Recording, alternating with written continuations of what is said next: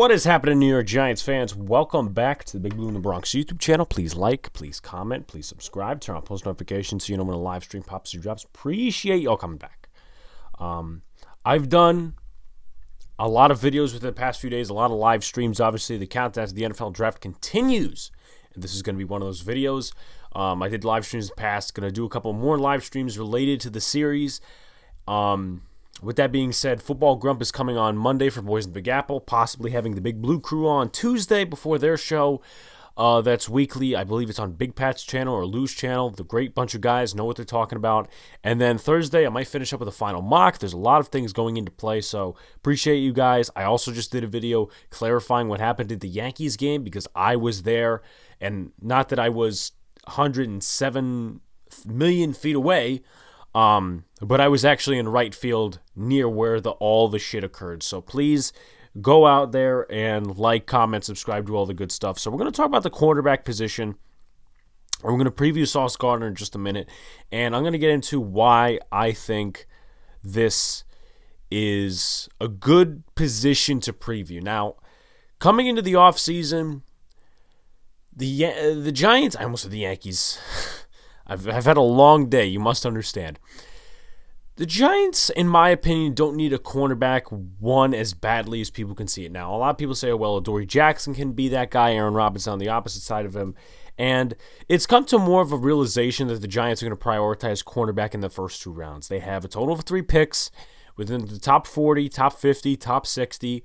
So they're most likely going to go out there and select a cornerback within those picks. They love Sauce Gardner. There's talks that, and I think this is a smokescreen, there's also talks that, if Gardner's taken by the Texans, there's a possibility that, the Giants take Stingley, which isn't a bad option. There's obviously some concerns about injury there.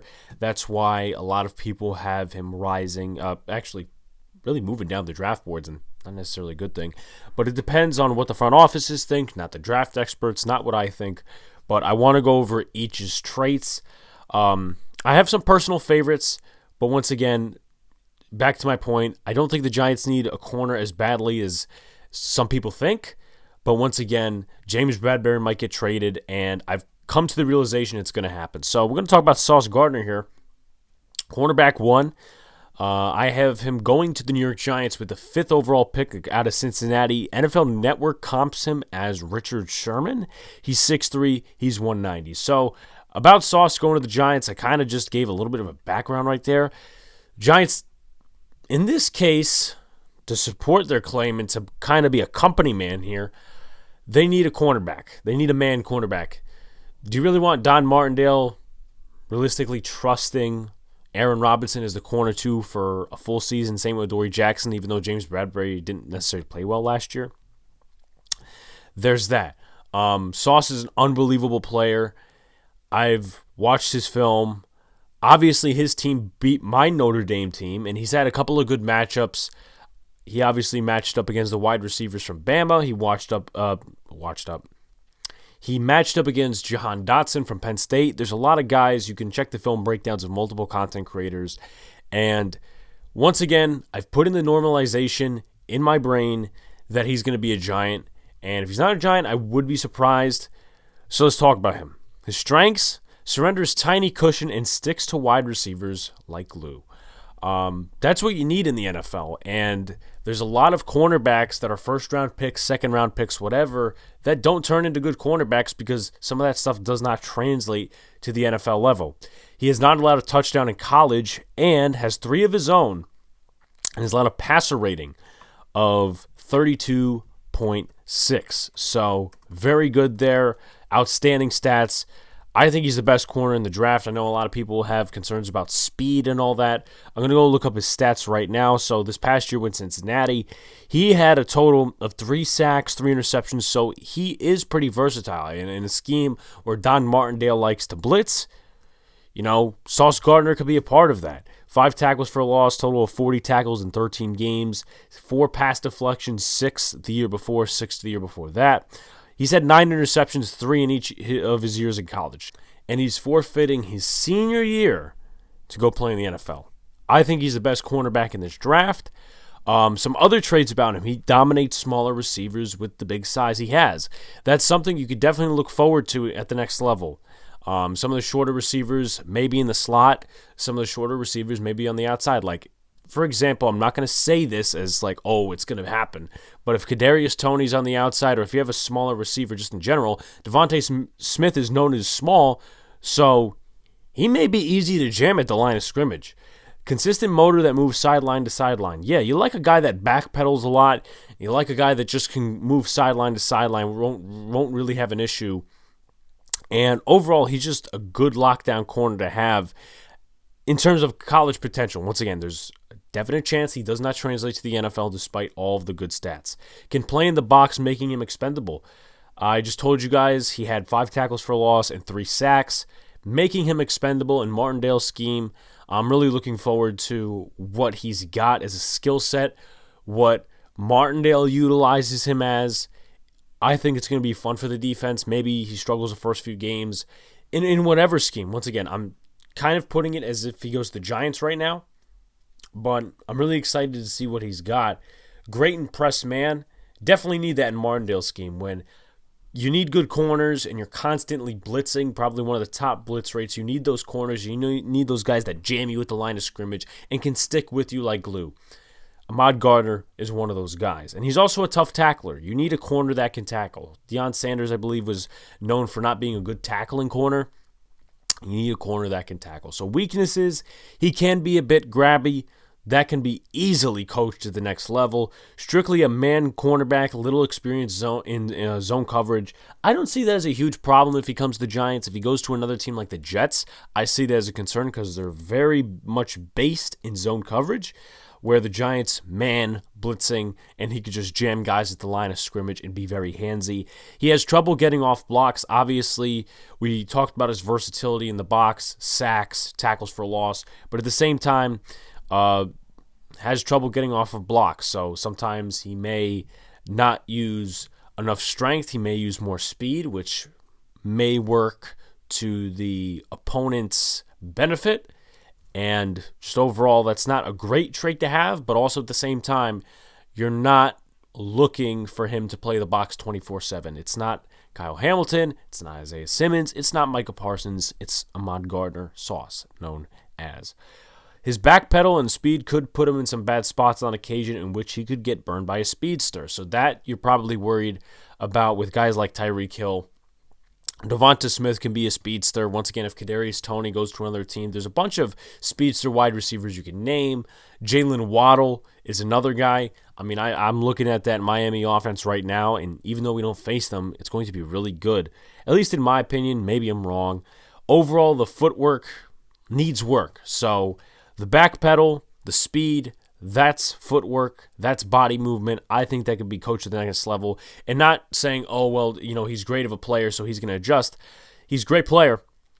Jerome Henderson has done a heck of a job the last 2 years with these defensive backs, and I'm really looking forward to see what he does with any cornerback we draft, whether it's McDuffie, McCreary, Jalen Petre, a safety, another safety, or some of these other cats that we get, and maybe an undrafted free agent. I'm really looking forward to see what he does with these guys.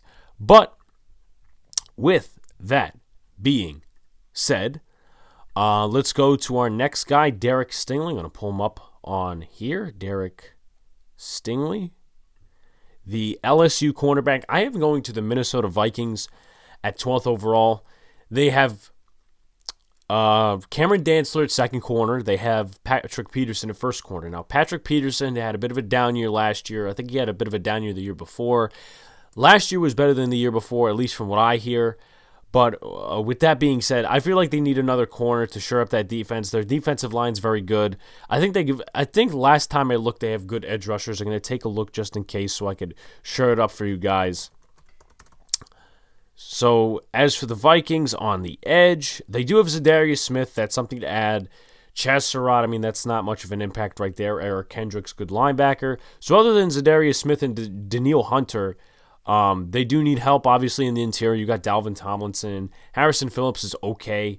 But you have a couple other guys that can push the pocket and stuff like that. So they're good on that end, or at least decent on that end, where they're not going to take an edge rusher or reach for an edge rusher at 12. I think they need help on the back end. Obviously, you got Harrison Smith, the former Pro Bowler, and they have a lot of young corners, but I feel like Stingley could be an impact on day one if he stays healthy. Let's take a look at some of his attributes. In terms of comps, NFL Network comps him as Stephon Gilmore. Strengths, excellent man coverage corner, matches up well with receivers downfield and brings the physicality. For a man coverage cornerback and for a cornerback overall, you want the physicality, breaking up passes, trying to get your hands on the ball. And that's just really important to the cornerback game. And I'm really excited to see, once again, what he does at the next level. I don't think do we face the Vikings this year? I think we do. So possible that if the Giants draft Sauce and then the Vikings draft Stingley, we could have a matchup, obviously not on field because unless it's special teams, they're not going to see each other on field. Has great physical attributes, swatting the ball at the catch point for the wide receiver. Once again, all about swatting the ball, breaking up passes. We know James Bradbury did that in his first year with the Giants in a heavy zone scheme. Not a man scheme, but a heavy zone scheme. He was very physical, and that's what I really liked seeing. Adoree Jackson coming in, very physical cornerback as well. He's more of a man coverage corner than James Bradbury is, hence the trade rumors. Tackles like a safety and can defeat blocks in the ground game, so very versatile. Obviously, he's not going to break a block from a 360-pound lineman, but if a tight end's against him, he's got a fair shot. Wide receivers against him, if it's downfield, he can break the block and try to tackle the running back or the wide receiver, depending on what the play is. Manages to break up the pass while giving the wide receiver a big cushion. And once again, a lot of these cornerbacks, they give the big cushions a lot, and sometimes if you give little cushion, you could be burnt on a double move. A lot of things can happen, and also sometimes if you give a big enough cushion, they could just do a curl route or a comeback route and burn you like that for a short yardage play, or if it's yards after the catch, a very long yardage play. But as long as he manages to break up the pass and stay consistent and stay with the wide receiver while giving that big cushion, I don't see any problems at the next level. Jams the receiver and keeps his hips square. Once again, technique, mechanics, fundamentals as a cornerback, very important at the next level. Weaknesses, has not played in a ton of zone, needs to be more aggressive. Personally, me, and once again, this could be due to my poor knowledge maybe, I haven't seen what the scheme is for Ed Donatello's Vikings. Maybe it's a man scheme. I forget what he played in Denver because he was the defensive coordinator. But if it's a man scheme, Derek Stingley fits well. If it's a zone scheme, he really doesn't fit, so you might have to transition to another cornerback. With that being said, he needs to be more aggressive in zone. Obviously, that's a given one. Another given one is been fully healthy for one season only. So to look up his stats real quick while we have it, Derek Stingley.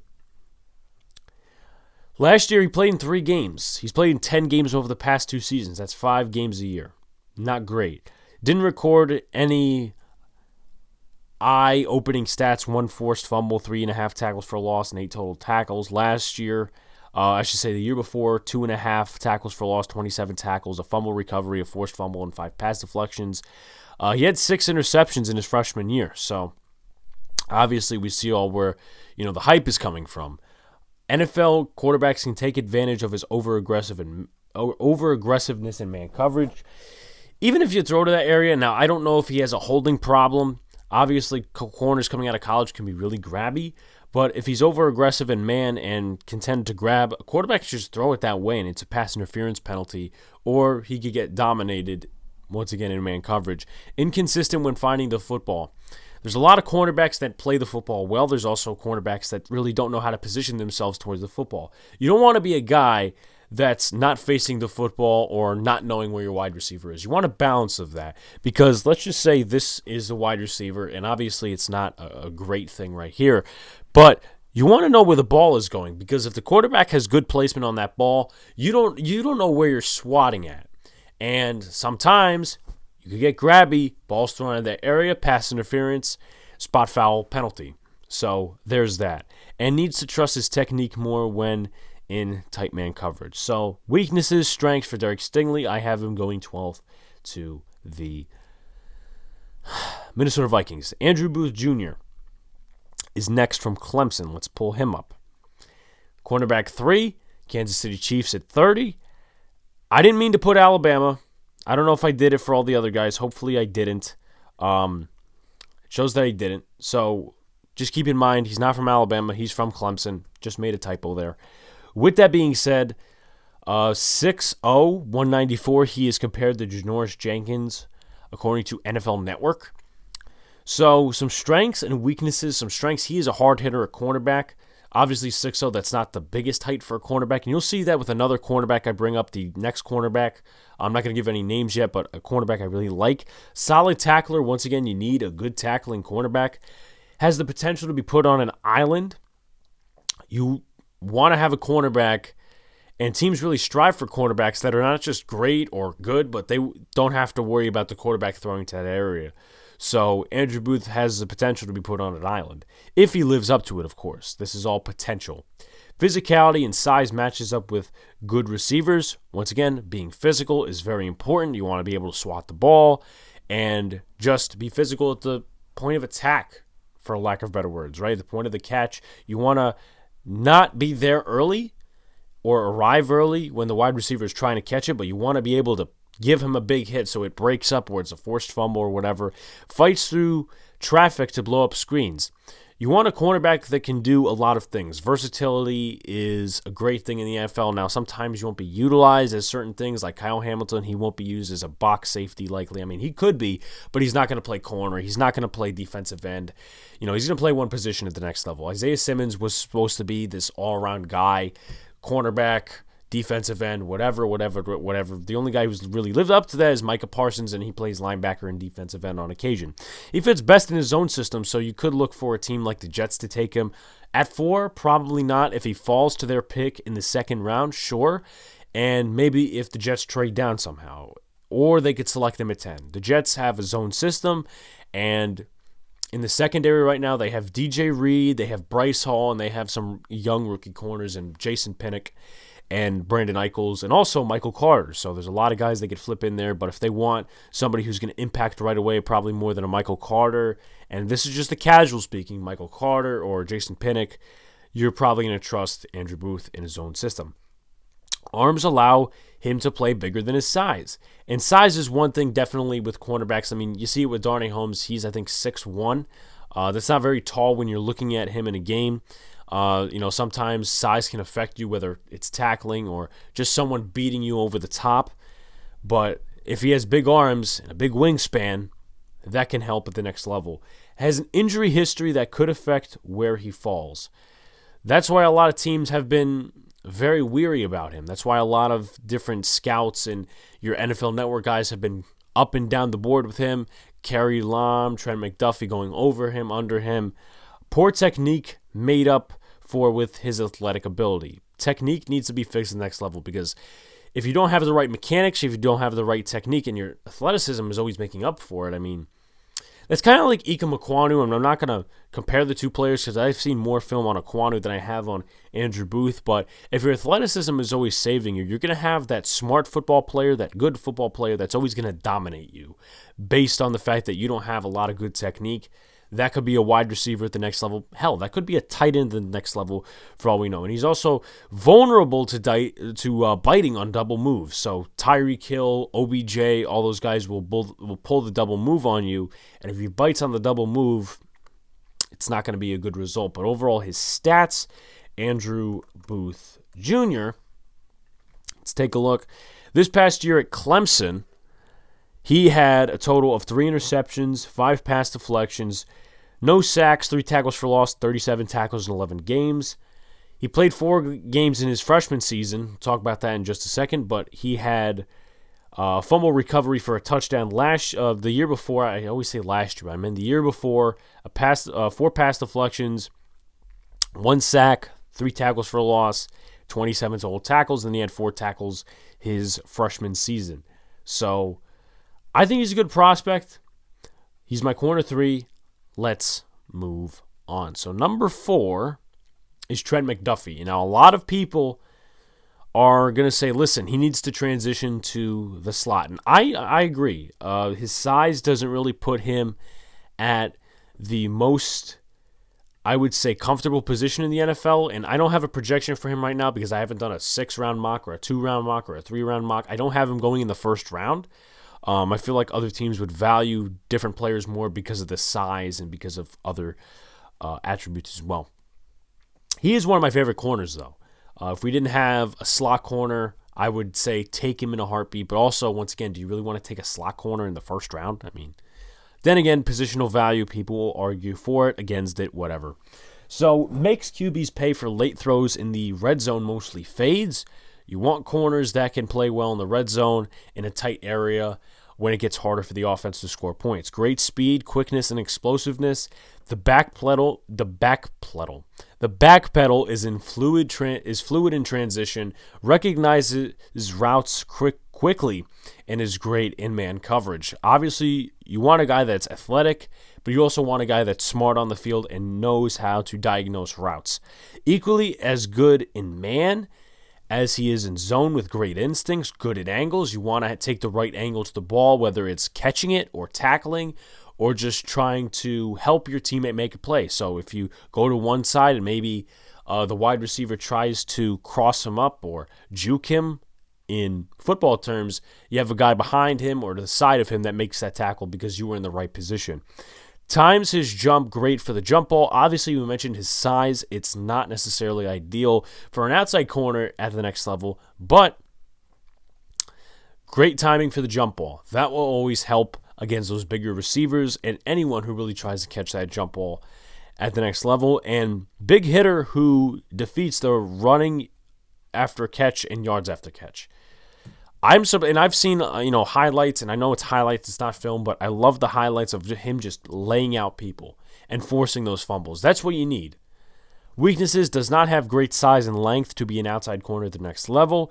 Choppy footwork when changing direction. So obviously, once again, the footwork has to get a little bit better. We mentioned that with one of the cornerbacks we mentioned already. Average tackler, inconsistent in the run game, and ball handling issues on interceptions. You don't want to give it back to the other team, and there's been very rare instances where a cornerback fumbles and then the other team picks it up and basically regains possession. But you want to have good ball handling, and I'm using a basketball term, but you want to have good ball handling overall when you're a cornerback and when you get the ball. If you pick it up on a fumble, you want to return it for a touchdown or get as far as you can. You don't want to fumble it. That's pretty obvious. Inconsistent in the running game. I have a feeling that different teams, maybe based on his size, and maybe I'm not the most knowledgeable, but different teams based on his size will probably try to put him in the box a little bit. You never know. Some of these other short guys, I know Jabril Peppers isn't the tallest dude around, but he gets a lot of box work in a good scheme. Will need to get tougher as he was dominated by big wide receivers and big tight ends. You're going to see a lot of big tight ends possibly go in the slot. Travis Kelce, Evan Ingram. We face the Jaguars this year. If Evan Ingram beats McDuffie and we draft McDuffie, it's going to be an issue because when Ingram is not in his own fucking head, he can actually dominate. And when he's in a good scheme, he can dominate. Also, big wide receivers, so, if he faces Kenny Galladay or if he faces just tall receivers overall, he can have issues. And he needs to be more physical and less quick when attempting to defeat blocks. Speed is a lot of things at the next level, and it's a skill set you need. But at the same time, you need to be physical. You need to have your hands on players. You need to push them aside and try to really tackle the player, or at least put yourself in a position so that your teammate can make a play, right? It's not always about you making the play, about the teammate making the play. And I feel like that comes with the lack of size that he has as an outside corner. Now we move on to the next guy, the second to last guy, and I know I've done usually 5 offensive linemen. It was interiors the other day, and we may do that for a couple other positions, but we're going to do 6 here. Here's number 5, though. It's Kerry Lam, cornerback 5. I don't have a projection for him. I have him going to the second round at least. He's from Florida, so he's from the Kadarius Toney College. Jalen Johnson is his comp for NFL Network, 6'1", 191. In terms of his stat line, let me actually go to Trent McDuffie's stat line. I apologize for skipping over him. McDuffie, 4 tackles for a loss, a sack this past year. He had 2 interceptions total in his career with Washington. He also had 3 forced fumbles, so that's what we're talking. Actually, 3 fumble recoveries and 3 forced fumbles overall. Sorry for the mishaps and words, but once again, that goes to the big hit ability. And he made 94 tackles over his career. Only started 4 games at Washington in 2020. 2021, he started 11 games, and then also in 2019, he had 12 games started. So I think he's very reliable. It's just about the skill set he has and the frame he has. Anyway, Kerry Lam, let's go to him. For some reason, I'm not actually seeing a stat page for him, which could be a problem. Not too much of a problem, though. Okay, so I actually spelled his name wrong. Of course, this is no surprise to me working on short notice, but it's 2 I's. Kerry Lam. Cornerback from Florida, 5 pass deflections this past year, total of 10 games, 1.5 tackles for loss, 1 interception. Then the year before that had 11 pass deflections, so the physicality does show up on the stat sheet. 1 fumble recovery, 2 interceptions, 1 tackle for loss, and 39 total tackles. Then the year before that, 2 interceptions, 4 pass deflections, and 10 total tackles in 8 games. So with Kerry Lam, like Trent McDuffie, makes QBs pay for late throws, especially fades in the red zone.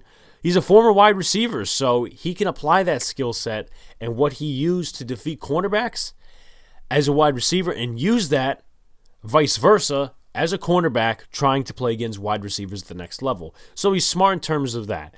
Obviously, once again, still making the transition. Tied for 4th most pass breakups in 2020. Obviously, he had 11. Very physical. Very aware in coverage, as you want a cornerback that's aware, that's looking at the quarterback and the ball, at the same time looking at where the wide receiver is going and not missing your assignment. Has the skills to play free safety at the next level, according to Draft Buzz, with the vision, range, ball skills, and hit ability. We talked about hit ability with Trent McDuffie. And if he has the hit ability, maybe you could try to transition him to a box guy. Who knows? Good speed and ball skills, very disciplined, gives decent cushion, and he keeps leverage. That's what you want. If he gives a decent cushion, you want him to keep up with that wide receiver and not get burned all over the place, not to bite on those double moves, and he moves the ball well. Now, weaknesses. He was beaten for 2 long touchdowns in 2020. He can be over-aggressive and take poor angles when tackling. This game, a lot of different games in terms of sports, it's about angles. It's much more than just being over-aggressive. And you see that once again with a lot of different players that try to really show up on the film and, try to make highlights of themselves rather than just make the good play or put themselves in a position where their opponent, not the opponent, but their teammate can make a good play. Like Trevor Penning, we talked about him in the live stream. We talked about Ika Makwanu, how they overthink things and they really want to make the most impressive play ever for the highlights, but at the same time, they could just slow that down a little bit and make it a basic play, and, teams will pick up on that.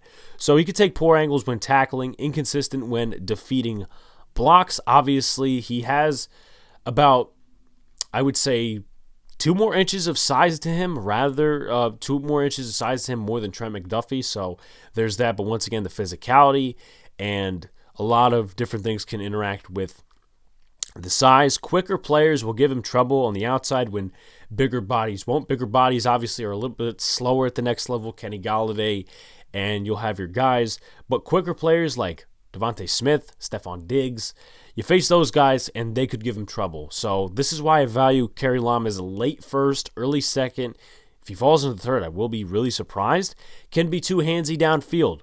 You don't want to get a late holding penalty, or you have this has happened a lot to the Giants where it's a good 3rd down stop, but holding, defense, 5-yard penalty, automatic 1st down. You don't want to have that at the next level. So some minor concerns, and he also missed 2 games with a sprained knee this past year, and there's some concerns about whether he is actually fully fit to go. So, you know what? Even with that, I think he would be ready to go day 1, probably as a second corner. I don't see him as a first corner, maybe for a rebuilding team, but that would be not the greatest position to put him in. That's my personal opinion. With that being said, we'll move on to our final cornerback. Now, I probably screwed this one up as well because I put cornerback 5. Cornerback 6 is Roger McCreary from Auburn. His comp is Rock Ya-Sin. You could probably say that with the size, 190 overall in terms of his weight. He played at Auburn, same college as Darius Slayton, just a fun fact to put in there. In terms of McCreary's stat line, and obviously he's faced some pretty good wide receivers, I'm guessing being in the same conference as Jamison Williams and the other guys from Bama, and also he did face Jahan Dotson. I believe, at least from what I heard, he won that matchup. So he's played 4 years. I think this is the first corner we've come upon that has played 4 years at the college level. So he's got a lot of experience. Played 12 games this past year, 2 interceptions for 35 yards, 1 fumble recovery, 14 pass deflections, so the physicality shows up on the stat sheet, 1 sack, 2 tackles for loss, 49 total tackles. The year before that, 10 games, 45 tackles, 3 interceptions, 63 yards, 6 pass deflections, 9 pass deflections the year before with a forced fumble, 1 interception, 1 tackle for a loss, and 36 tackles, and got minimal playing time in his freshman year with Auburn. So, some stuff. He stayed through, and this is with most of these cornerbacks, Sauce as well, or at least to my knowledge, it's possible that he wasn't injury-free. But Roger McCreary stayed mostly injury-free throughout his collegiate career. So obviously that's a plus over Stingley. That's a plus over Kerry Lam and some of the other cats. Andrew Booth as well. One of the best press corners in college football can play zone well. So obviously if you're talking about the Giants taking him in the second round with that early 30s pick, he could be the guy, and he's very versatile. So maybe the Jets pick him up in the second round as a zone corner and can fit multiple schemes. Strong tackler and good against the run. So you want a strong tackler. Once again, mentioned this all throughout the talk here about the cornerbacks. You want to have a cornerback, not a cornerback that just covers, but you want him to tackle. You want to be versatile in the running game. According to Draft Buzz, he tracks receivers perfectly on deep routes, turns his back, runs step for step, and then looks back at the right time to break up the reception. So it comes with awareness, physicality, speed. He has that. Does not bite on play fakes, able to read the play and know where the QB is playing, where he's going. So once again, smart football player combines with the physicality and the traits and the intangibles that he has. He's a big hitter, so he's like Trent McDuffie. I'm going to look at his frame real quick. So he's about 6'0". According to the stats I got recently, he actually went down an inch. So he's 5'11". There is concern, though, whether he could play outside corner at the next level because of his size. It's probably going to be slot for him. Good anticipation and explosiveness. And once again, I mentioned the big hitter. Weaknesses, arm length and size limits him as a red zone defender. And that just limits him overall. Arm length. We talked about Trent McDuffie where his size, it's not necessarily ideal for a starting outside corner, but he has good arm length. Not necessarily the same thing with Roger McCreary here. So you're looking at a slot corner at the next level. Not saying he won't be good, but he's probably going to have to make that transition inside. Strides are short with average speed, so he needs to stride more, for lack of better words, and the speed is not necessarily something you could totally improve on. I mean, you can and you can't, and this is an actual thing that people do. They shave their body hair so it doesn't give them trouble when they're playing cross country or they're doing all these other things. But speed is usually a trait you have for life, or at least during your athletic career in your younger years. Comebacks across the middle can give him an issue in zone coverage. That obviously he needs to work on, needs to build some strength. Once again, about size, about the frame he has. Doesn't have the arm length, but if he could adjust that size with strength, it's going to fit him much better at the next level against some of these speedier guys that he could jam at the line of scrimmage in the slot. Can get flat-footed, needs to improve on footwork, and can be prone to miscommunication on the back end. He's a young corner, and actually that's a surprise to me that he can be prone to miscommunications on the back end because he's played cornerback so long. He's played the longest out of the top 5, top 6 that we listed. So, interesting to say. But Roger McCreary, he's my cornerback 6. Apologize for not creating an actual film breakdown for this, guys. But I appreciate y'all coming back. Like, comment, subscribe. We'll be back with live streams, videos, breakdowns, all that stuff leading up to the draft, Yankees content as well. Peace out. See you later. And stay cool. Peace out. I said it twice, but with that being said, good day, everyone.